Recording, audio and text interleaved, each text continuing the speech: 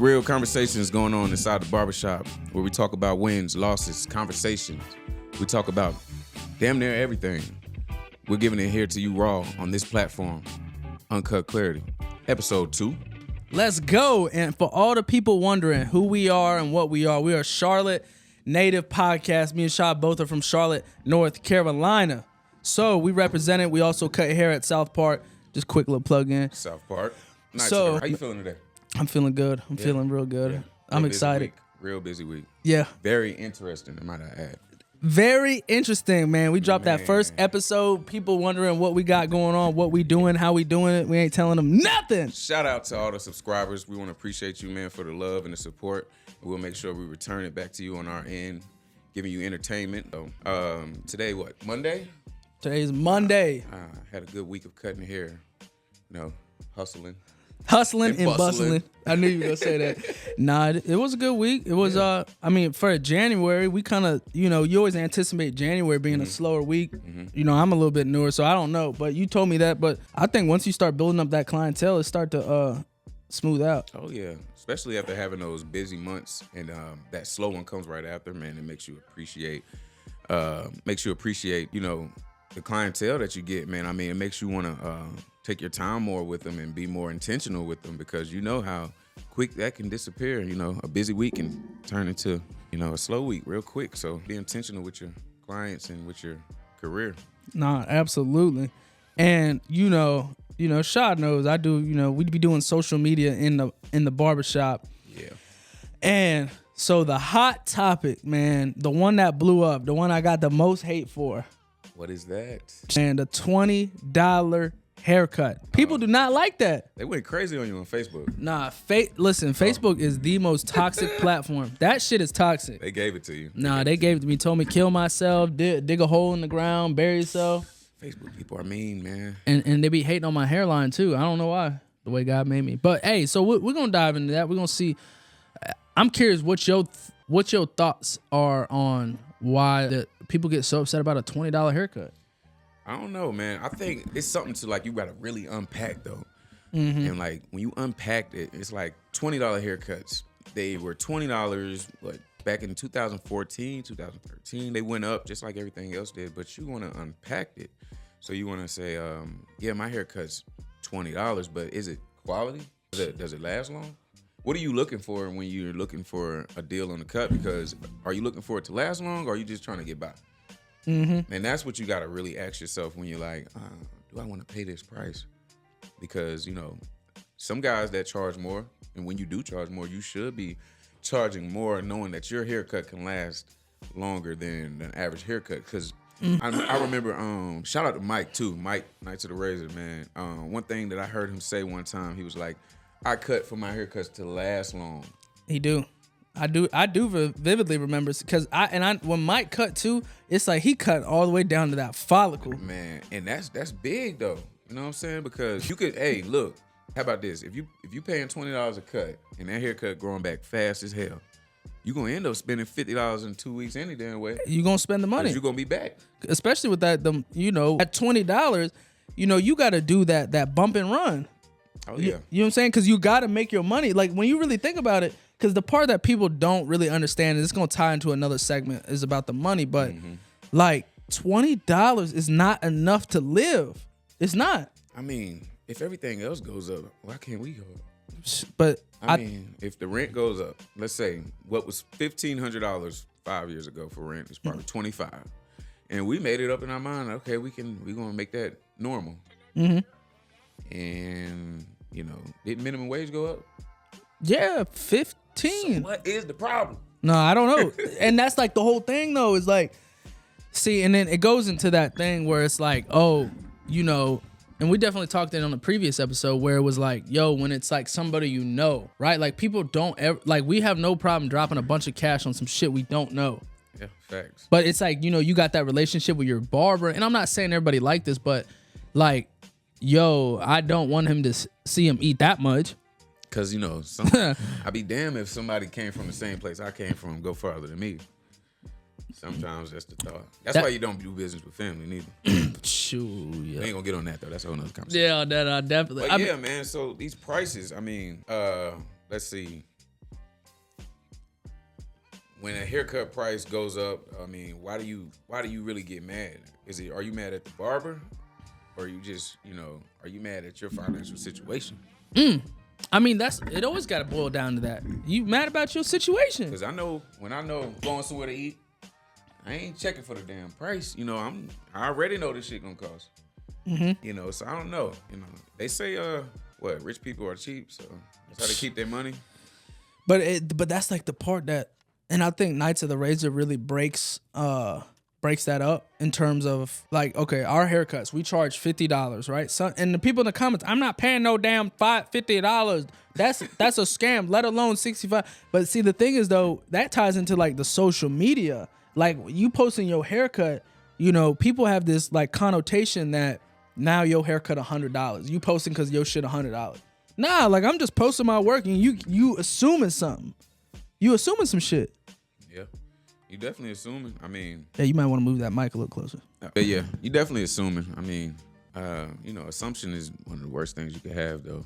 I mean, just thinking something and not knowing. So, we're gonna get down to it, though. We need to really figure out like what's the common ground. I mean, but we got to come to a common ground with it. I mean, at the end of the day, I mean, I'm damn near ready to start asking people, what you think I should charge you? You say that, they're gonna say $10. Yeah. But it like you said, it always goes back to that point. People go to a Mercedes-Benz dealership. They go to a Mercedes-Benz dealership and the car is $70,000. You're not sitting there trying to obviously negotiate. Like I need this. This car to me is worth $10. $10,000. I mean, like they don't go and argue. People don't go and argue with that. You don't go to a Rolex say, "Hey, I need this for $1,500." It's just a watch. Yeah. So you getting mad about how somebody decides to position themselves in the marketplace. But, I don't know. I don't know. I've been in situations where, I might have thought something costs something, but, if I can't afford it or if it's out of my range, I know I can't afford a Bentley and they're still in business. So somebody's buying it. It's not for you. So, there's so many other places you can go to accommodate the price that you want. No, absolutely. The thing is, people are trying to justify of getting Bentley service at Hyundai. Nah, that's the issue. And that's the issue, But at the same time, if you're going to charge that, make sure definitely wherever you're cutting hair at, your establishment has that aesthetics. That's number one, because people, they pay with their eyes first. Nah, for sure. Seriously. And I think that's like the big misconception is like they come to know grease. Well, let's say they just see it on the internet. They don't see the whole atmosphere. They don't see a bunch of guys that are getting along. They're not seeing the whole hot towel experience. They're not seeing, they're not seeing all that. Like you said, they shop with their eyes. So when they just see a haircut and they see the price tag, they're like, well, dog, I was paying 50. I mean, I was paying 10. I was paying 15. I was paying 20. Some people in the chat talking about they pay $7. I mean, I don't even know where you can get that. That guy got to be in barber school or something. You're going to pay $7 for somebody in barber school. I don't know where you getting that cut from. Somewhere in the middle of the jungle or something. In Idaho. In Uganda. But, yeah, man, that's kind of, I mean, and it's like, we can't really get mad about the world we live in for real. I mean, I understand different prices opposed to where area you're living in. Because that makes sense to me. I mean, 100%. If I'm in the middle of, a low income neighborhood, no, I'm not going to charge $70, $80 for a haircut. I know that, but, $45 for the best cut. The best thing on the menu sounds reasonable to me. And then, the regular, maybe $35, $40, but I don't know. It depends on the income level. You know what I'm saying? It does. The marketplace. Yeah. But you just got to understand where you at and understand the demographics. Mm-hmm. But always be, whatever you charging, make sure it looks like that's what you charge when you giving them that service. I mean, the product got to look the price. Yeah. So that kind of ties into the next thing we kind of want to talk about is, celebrities. And I know you done cut a couple celebrities. A few athletes. So you think when you cut a celebrity, you hitting them over the head? I mean, when they come to the establishment of the barbershop I work in, I'm not hitting them in the head because, mm-hmm. I don't think just because you got more money than the next person, I'm gonna charge you more. Nah, I treat everybody the same. I don't give a damn if I'm cutting a billionaire. If my price is this in the establishment, that's what I'm gonna charge you. Nah, facts. You know what I'm saying? Now, when you want extra, you want me to come here and go there, which I don't really like to do unless I'm really getting my the bang for my buck. Because so what makes you not like the it's funny because you actually just touched on the next point. Yeah. But like, what makes you not the whole travel thing? That's a hot topic. I'm not gonna say I don't like it. It's first of all, I go hard as hell, 1,000, 100% where I'm at. Yeah. The whole day, I know. the whole time where I'm at, I'm going I'm giving it my all, right? And once I'm out of there, right, I leave everything on the field. So it's not like I'm coming out like, oh, I need some more money. Work is over. Or the barbershop closed. I need $500-$600. I'm not like that. So for me, it's like, you already made it. You want me to come there? It's gonna have to accommodate what I'm already doing because it's got to be a help me help you. I'm not coming to you for what I charge in the shop, and I've been doing that for 12 goddamn hours. I'm not. Nah, hell no. No. We gonna pay for your comfort. You gonna pay for your comfortability, but people don't understand that. Paying for your comfortability is so. What that means is when I'm coming to your house, right? I'm cutting your hair.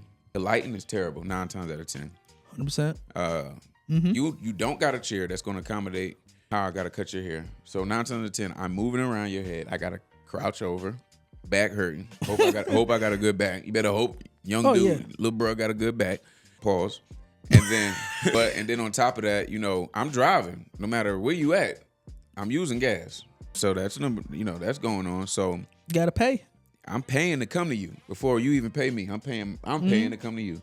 So it's just gotta make sense, man. You know what I'm saying? So when you get those people and you get those friends, those cousins, family members, all them people, they call you, man, can you come cut my hair? All right, man, can you pay this? Oh, you ain't gonna charge me what you charge in the shop? No. And once you get a lot of that going on, you just like, you know what? I ain't gonna do this until somebody that I know is serious. And you know what type of person is serious because you start going off the quality of the person. Oh, 100%. And what I mean by that is what that person, how much a haircut mean to that person. You might have a person, he's a businessman, maybe a high level businessman, maybe somebody that gotta look that way every week. Those are the people who don't care. They look, just make me look get me to where I need to be. Get me where I need to be. Then you got those people who just trying to look good that week. Yeah. They trying to look good that day. Out of the 6 months they have. Yeah. Those are the ones you gotta kind of weed out, man. It's a common sense thing, but that's just my take on it. Nah, for sure. What's yours? I think I'm the same way. And see, everybody got a different thing. I hate to drive. I hate driving. Oh, man. So, like, you telling me I got to go and cut your hair at your spot. And I'll tell you this dude hit me up, and you probably know who I'm talking about. But it was a bald head with a beard. He lived close to the shop. Bald head. Yeah. Bald head. So this is like, it goes into the discussion about people getting mad about the cut. This guy is bald, and he wants me to trim his beard. He come to the Photoshop beard, man. Yeah, he wanted the crispy line. Yeah. And so he asked me to come to his house. It was at like 7 a.m. Right? Like, it's okay. So now I know it's not far away. I got to get up. I got to go to the shop. I got to pick up my clippers. I got to do this, XYZ, blah, blah, blah. So I was like, $250. Oh, he's like, done. I'm like, okay.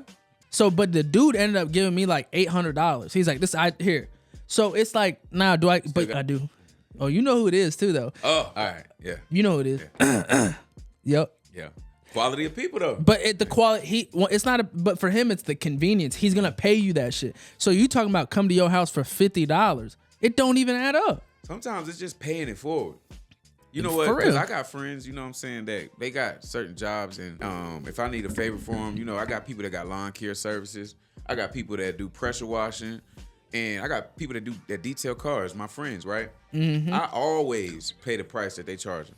And I always, and if I can, I throw extra on top. And I pay that price every single time. Because guess what? What you're doing is you're letting them know that you value them no matter what if you're their friend. And guess what?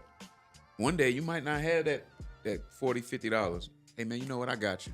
Because you always, 100%. You ain't never gave me a problem. You know what? I got you. Yeah. Paying it forward. But see, that's like the whole thing, though. People don't think forward, though. They think about, oh, I'm just not trying to give this guy my money. Yeah. So like it's the same thing, but it goes back to the point of the dude that paid $800 for essentially a bald head and a beard trim. Could he have done that himself? 100%. Yeah. Right, but he wanted the experience. I'm likable to him, So the price ain't the problem. And there's been plenty of times I've squeezed them in. You know what I'm saying? I gave them a discount. You know what I'm saying? Like, whatever the case, I didn't make it so much about the money. But then when the money come into play, he showed up. Game, man. No 2 days are the same when you cutting hair. Shit. So we are back. This is Uncut Clarity. We're going to stay giving you guys raw and uncut information. This is the best podcast. Best podcast. Hey, we go ahead and plug it in now. Go ahead and subscribe. Now, I mean, like, we here. You watching. Just hit the button down below. Just go down there, click the button, and help us pay our bills. You know what I'm saying? Nah, just play.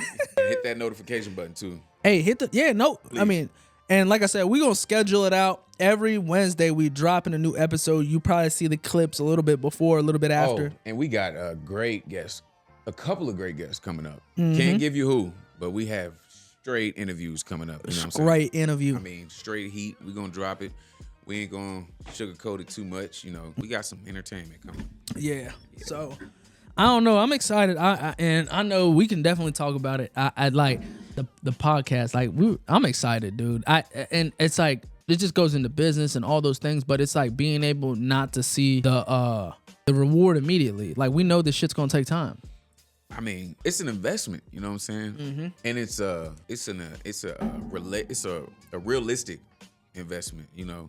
And consistency, man, that thing beats out everything. I know if we stay consistent with anything you want to do, man, if you do it, it's going to be hard for you to be bad at it if you keep doing it. I mean, when you practice to get it right, so you can't mess up. Mm-hmm. You know what I'm saying? So, and we definitely, I mean, I think about it like this. We got up to this point of the quality, the camera, and I think, you know, not to make it a whole about a God thing, but we kind of like the way that it all kind of panned out. We've been talking about me and Shaw doing something not outside of No Grease or outside the barbershop, but something that was like us. Yeah. And, you know, people would always tell us, oh, y'all funny, da da da da da.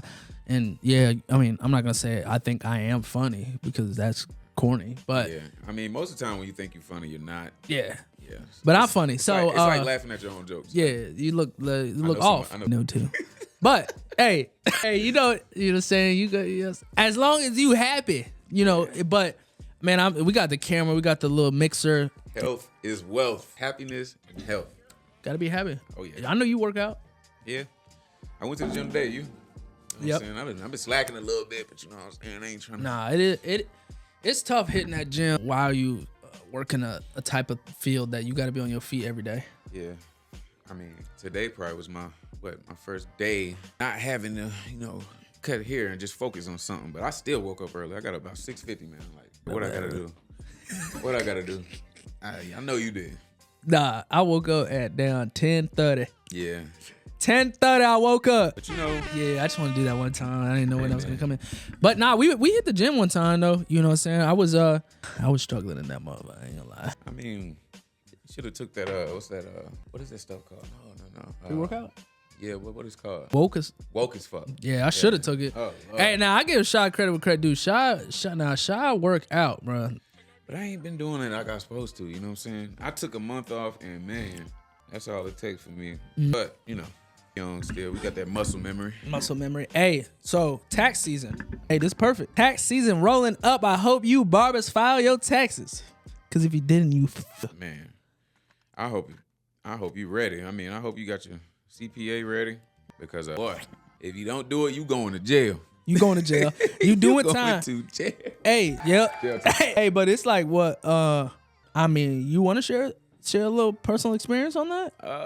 Want to dive into the personal experiences on not paying your taxes?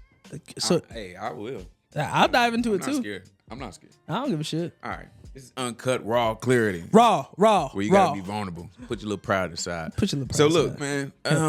So I'll say it, man. I cut hair for 5 years straight. Damn. 5 without paying no tax. Oh damn. I'm talking about not a dime. Not a dime. I'm talking about I'm gone like the Monopoly man. I thought I was gone. Nah, I thought I was gone, but boy, you ain't gone. Shoot. So, long story short, man, I was sitting in my house one day.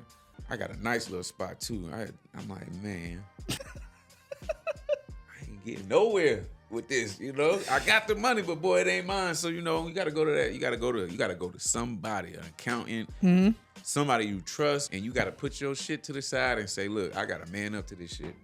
Well, break that down. Break that experience down. So what I did was I was riding home one day. I think it was right when I got my 1099. It was like the week after. And I had that mug sitting in the car for like a week, just sitting there. I'm looking at it like, man. And I just, in my head, I know what I want for my future. Like I said, I got a 15-year-old child, so I know what I want for my future. And there's two things that's certain: death and taxes. So, I gotta handle these taxes if I want to keep going. And I know I've ran into people, and I have family members that bankrupt. I mean, family members that just, got stuff repossessed. I mean, I know how it goes. So in my head, I'm like, man, if I don't handle this, how can I even be a leader where I'm working at? How I'm leading people, trying to tell them to, buy a house and, come to work on time and all this, but you got this dark shadow up under you where, nigga, you ain't even paying your taxes. You over here telling me you're more fucked than me. You know what I'm saying? No, for sure. The leader's more fucked than you. So you got to really look at yourself in the mirror and lead yourself again. So, I went and I found me a CPA, you know what I'm saying? And I sat down with him, and I was completely vulnerable with him. I did not know how much it was going to cost. God damn.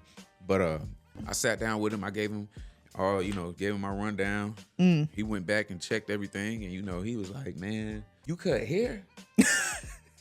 I was like, yeah, I cut hair. He was like, man, I've done taxes on barbers before, but y'all make that much? You can make that much? I'm looking at him like you playing with my intelligence right now? Like, you know what I'm saying? Because my first time dealing with a CPA. Yeah. And he like, no, I'm just trying to explain to you, like, oh, you're fucked. This is, even though this is probably the most money I've seen a barber make, this is the most fucked I've ever seen a barber too. Oh, he said that to you in person? Oh, yeah. At the same time, I've never seen a barber make this much money, but I've never seen a barber this fucked neither. Oh, like, shit. you fucked. I'm like, yeah. I know. I'm telling him, I said, I know. That's why I looked you up and looked for the highest recommended motherfucker, because I know. For real. And came back with everything for him to fix the situation. Just to start. Not to do no work. Just to start the initiation process and filing everything. $10,000 off the rip. Oh, $10,000? Wait, hold on. You paid $10,000 just for him to go ahead and... No finance. Out the bank. Give me $10,000. Go walk your ass up to that Bank of America, Wells Fargo. You know what I'm saying? And then give him that face and tell him that you need 10,000 or more. And you got the ball rolling. And I stuck with him. And there was times, it's hard to give up money, man. Like you don't have to give it up at lump sums. You can do it quarterly, but it's just hard to give up money. You know what I'm saying? So I stuck with him, and I paid to get right. I paid to play. Like, I had to get back right. But the one key thing about that whole thing, I'm glad that I was a good saver. Because if I didn't save money, you know what I'm saying? Being in that type of situation, he could have said, hey, give me 10,000. I could have been like, damn, I don't got shit. Yeah. So even though I wasn't paying my taxes, I always saved. You know what I'm saying? So see, that's where you get yourself into a real bad position where, you blowing the money that ain't yours. Then you just neck deep in some hella high water. Like, yeah. But it's like, that's why I know Shad took a lot of, especially when I first came in, he was like, bro, look, I'm gonna tell you right now, I don't give a damn about you cutting hair. You got to file your taxes because, and like I feel like it takes a lot of putting your ego aside. Cause like, I'm gonna be real, not everybody told me that. Yeah. Like outside of like the owners of No Grease, they they touch on the point of, they kind of touched in what you call it, about getting your LLC and stuff. But Shad really drilled it in me. He's like, pause.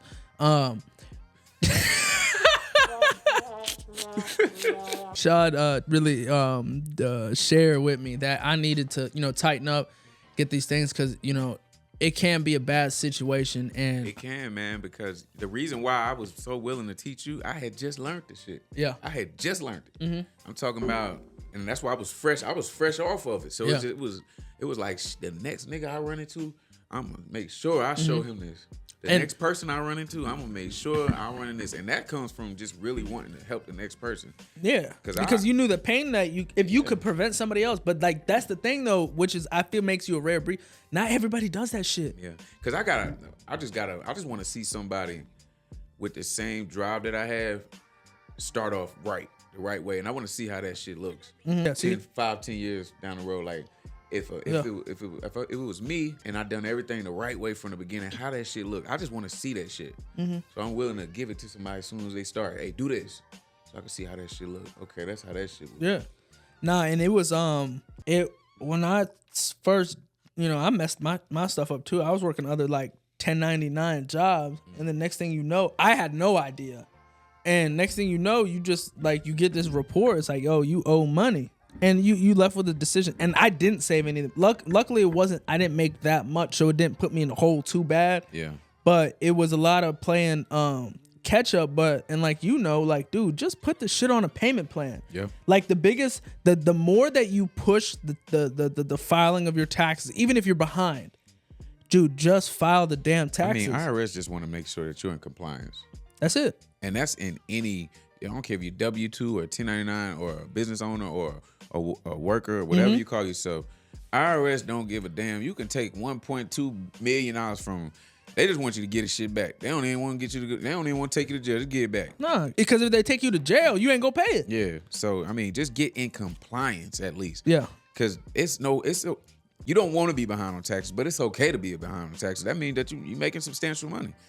But just get in a way where you can be in compliance about it, and it can be substantial to your life, and you can still live a regular life. And that just comes with being accountable and catching up. I mean, at the end of the day, I'm one of those people, man. If I'm not handling something that I know I'm supposed to be handling, you be anxious all fucking day. I just feel like a sucker for everything else I'm doing. Yeah, because it's pointless almost. Yeah.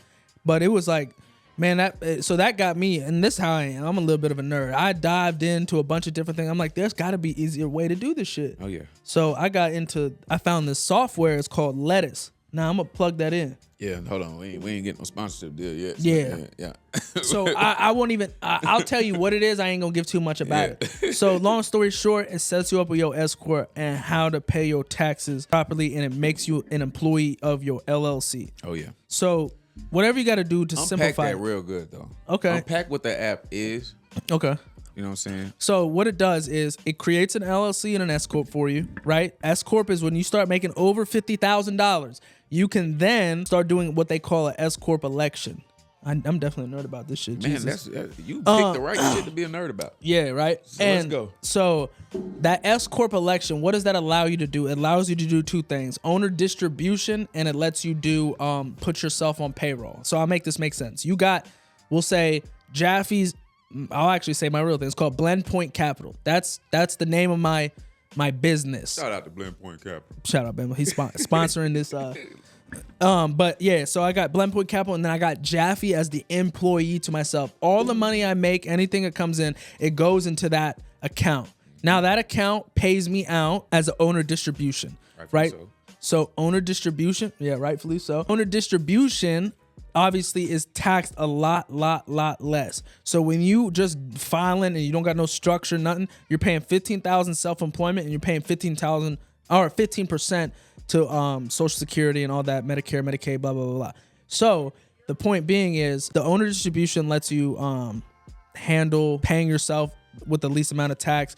That money, so what the app actually does is it separates all of it. So when you click pay yourself on the app, it will send you, let's say I got paid $2,000, it's gonna send me $1,200. I can spend that whole thing, no tax obligation. Now I got this money that they have also in the app that's set aside. So $800, that goes to taxes and the payroll. So that taxes in there, they send that to the IRS every month, and then, or every quarter, my bad. And the payroll, I also get an additional payroll. So long story short, when I get out of the, when I come to the end of the year, I'm paying maybe 15 to 20% in taxes. I'm saving and putting back in my pocket $10,000 to $15,000 that I didn't have, that I would be giving to the schmucks that we call the IRS. That's all I got for you. The schmucks. Yeah. Yeah, we hate them. But man, I mean that's, you know what? If you want that app that he's talking about, subscribe, leave a comment below, and we'll link it. And we'll link it to you. I like that. Especially if you're a 1099, we'll give you the juice, give you the whole program on how to run that app. If you subscribe and leave a comment below, got you. Let's talk about it. Right Let's below. Go. So, I mean, so that, guys, that kind of goes into what our final kind of talking point, the house. houses. Yo, so this is another thing we talked about for a minute. And I think listen, it's crazy now. Like, because I remember how we even started talking about getting a house. I think it was in like July or June, the end of June. You came in like, man, I just looked up such and such on Movement Mortgage and I found out I can get approved for a house. I'm like, what? Yeah. I know I can get approved. Let me see. No, we were talking about buying a property to flip. Oh, that was way back. Yeah. So we can start there. Yeah, we were talking about that. We were going to buy a property this last summer. Mm-hmm. We were supposed to buy a property together last summer. Yeah. And then we were going to flip it, right? Mm-hmm. But we ended up getting our own homes. We get Two separate homes. Yeah. In that summer. Oh, I forgot we're in January. I'm tripping. I'm like, what is he talking about last summer? Last summer. Yeah. So we ended up getting a home, I'm getting a home, and instead of getting one property, we ended up getting two. But see, and that's the gap in information. We didn't realize how simple it was. Yeah. It really, like, once you have everything. But that's like the thing, like we talk about, like as barbers, we run across these people who unpack information to us because we're available to them. Yeah. That regular people or just people not in our position would be available to know what they told us, because I'm pretty sure you came across that linking up with somebody that you probably cut. You know what I'm saying? 100%. Whether you know him outside of the business or not, it's a client, and they break it down to you simplicity to give it to you how easy it is, and that you go forward to do it, because somebody now that you just meet in the streets, hey man, how you get a house? Make sure you just got a lot of money and your credit good. That's literally. I'll see you later. Yeah, that's what it sounds like. It's but like, no, there's more to it than that. There is more to it, and a 640 is a 700. When they try to check your credit, it's the same thing. Damn near. They don't tell you that. No. People out here trying to get 750s and scared to apply. Yeah, scared to apply. No, I'm like, no bullshit. I don't even give a shit. I applied with at the time I applied with a 680. Cause I didn't think I would get approved. I was like, screw it. I got approved with a 680. 680. So it's not 680. Yeah, and people are like, I gotta have a 725. You got approved with 650? Nah. Oh no. It's 50. Nah. Oh.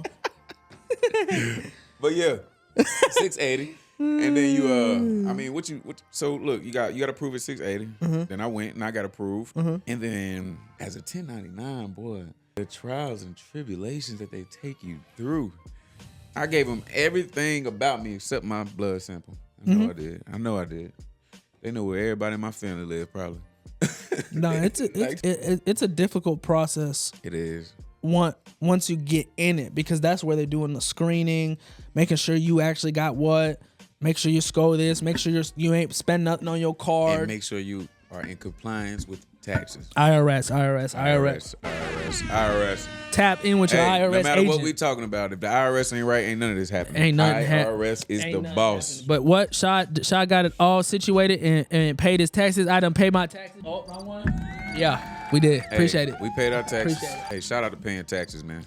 Pay your taxes. But yeah, so it's Shaw finally got into his house. Yep. He had a little I had a bump, a scare. I had a rewind. I quit. Matter of fact, I started in July. I quit in August. Crazy. I quit in August because I was just like, listen. I did forget about that. Yeah, because you know why? My eyes was bigger than my pockets. Explain that though. What do you experience though is a lot of people just, lack of a better word, they fuck up right there. Yeah, you fuck up right there because you get approved. You get approved for what you're making. I mean, sometimes what you make can get you an substantial approval. And that don't mean go get that house that price though. You know what I'm saying? So for a first time homeowner, you need to know that no matter what you get approved for, make sure you're not house poor once you buy that house. I'm talking about like whatever you got in your savings, you want to at least have some extra left over. 35 to 40% left. I'm telling you, and I'm probably being generous because at the end of the day, it's not all about just getting in that home. It's about being able to withstand what comes with owning that home, because you can be a homeowner and your life can be even worse. You can be better off renting. Nah, and that's the whole argument when people are like, oh, I should just rent. Because the people that are sharing a horror story about owning a house is they bought some shit they can't fucking afford. I know, and that's the thing.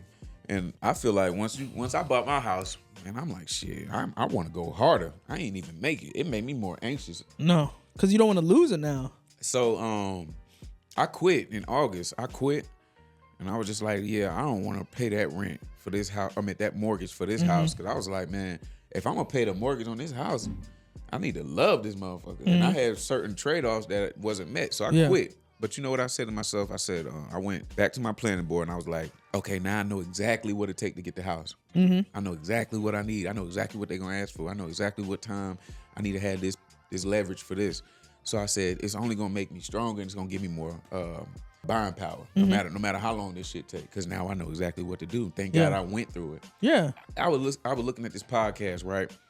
And I ain't gonna lie, I watched other podcasts, and I think it was Cam Newton. He was like, kids or that jump out of the portal. I'm gonna wrap back onto it. But he was like, kids that jump out of the portal, they're missing becoming. You talking about the transfer portal? Yeah, they're jumping out of the portal. They're jumping into the portal, but they're missing at perfecting their craft. Yeah. It was like you can break it down to like having a pencil, right? You put a pencil in if you look at a pencil, I guarantee a pencil in a pack probably think it's the best pencil in the pack. If it could talk, if it can make noise, it probably thinks it's the best pencil. But it can't even tell you. It got to show you. Yeah. So when you put a pencil into a pencil sharpener, right? If it could talk and scream and make all that noise, it's probably yelling like a motherfucker in that sharpener, right? Yeah. But if it stays in it, when you pull it out, it's the best version of itself. I like that. It's the best version of I itself. like that. That's good. You got to go in that sharpener, right? Yeah. So when I was buying a house, trying to buy the house the first time, I had to go in that motherfucker and get sharpened up. I had to get my teeth pulled, my hair pulled. I had to realize that, you don't got such and such in line. Yeah. Buying a house make you get your shit in order. Hey, and random thought. That's why, like, the owners of our company, they make, it clicked. That's why they make it so important to buy a house first. Because if you can't fucking have all your shit in order, how the hell are you supposed to run a business? And it makes you purposely get in order. You gotta have your ducks in a row to get a house. So that's the good thing about even getting a house. Once you climb over that hill, it's gonna make you get your shit in order. So, I stopped and then I just prayed for a minute. I wasn't even looking for no house again. And then, October came around, I think October or like mid-November came around. And I was like, let me just check real quick. Because I seen the rates drop. Yeah. And boy, it was a house sitting right there. It was like, God put it right there. I'm not talking about religion, but it was like a higher power put it right there and was like, man, go check this out. And I called my realtor that I got from you, from resources, you know what I'm saying? Resources. And it worked out for me, you know what I'm saying? And this time, 3 months later, in the middle of me quitting getting that house, the shit that I didn't have in order, I still was getting it in order. I didn't just say, all right, I'm done. I ain't even doing what they told me to do. I still did what they told me to do. So when I went to get this house, I remember when I told my realtor, I was like, remember all the stuff that I ain't have together? She was like, yeah. I was like, I got it together. Let's get this house. She was like, really? I was like, oh yeah. You thought I just was chilling? No.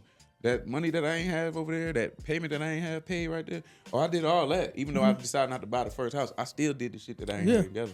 No, and that automatically, just as an individual, and not even just Shy, but anybody, like being able to keep doing what you know is right, even though you're not getting quote unquote the reward right then and there. Right. That's where everybody taps out. Yeah. Like same thing with the podcast. I don't care if this shit get 20 views, but we gonna keep putting in the reps. Oh yeah. We're gonna keep putting in the reps. But even like Shad's experience with that, I remember because that house, not that he couldn't afford it. I don't like to say that word. It just is a high ticket and it wasn't what he wanted. Yeah. So when I was looking, I was like, all right, well, Shad he really just put all this shit into motion. Like, I'm doing it. And then I ended up doing it right after him. The first one he did. Yeah. And got it and ended up getting it before me because you know why? Not to cut you off, but he was able to get it before me because he put that thing in motion in the beginning. LLC had all that ready in the compliance. But go ahead. And that was the whole thing. Just trying to find something that you can afford that you're going to be pleased with. And I'm not even saying, and I'm just putting it out there, my rent was $2,500, right? Like, that's obscene. Like, and if I get a house, I'm not trying to jump to $3,000. Woo, we ain't trying to do that. No, baby. Nah, so I was like, yo, I want to find the cheapest house. I wanted to find something I could fix up, put some love into it, and make some money out of it. And, that's what ended up happening. But I got a very reasonable payment, like less than I was paying. What was your reason for going for that house for that? Don't give up the price, but for that price ticket? What was your reason? Like, what made you settle for, not settle, but say, okay, this is a place for me? I had to look at the house and realize, okay, this house is tore up. The house is tore up. So it was a fixer-upper. It was a fixer-upper. It did not look the way that it needed to look. But you had to make sure, you knew that you had to make sure you had the liquid cash, right? Yeah, so I paid a lot less for the house, but I knew that would leave me with more cash in the bank, and I knew that would give me the money to fix this thing up. Now, a lot of the money now is in the damn house, but it's an investment. But I knew that I was gonna increase the value of the home. Hold on, say it again. I was gonna increase the value of the home. I was gonna increase the value of the home. I would go increase the value of the home. So I got it, and luckily, like I said, connections in the barbershop. I got a boy. He hooked me up. You know what I'm saying? A lot of the stuff that's super overpriced, he done hook me up with. So, and I know we don't want to drag this whole thing out, but you know, that's just us sharing our story. Yeah. Quick little snippet on that, man. Mm-hmm. Nothing wrong with that. Yeah, man. So property, taxes, haircut prices, Tighten up. type shit, type stuff. Type stuff. But yeah, that's gonna conclude it for this episode. If you made it this far, man, go ahead and subscribe. Damn. Subscribe. This is Uncut Clarity, where we give it to you just like it is inside the barbershop, inside those four walls. We talk about relationship. We talk about wins, losses. We talk about prevailing, success. We talk about everything. We're going to give it to you every time. Yes, sir. Episode 2. So, Uncut.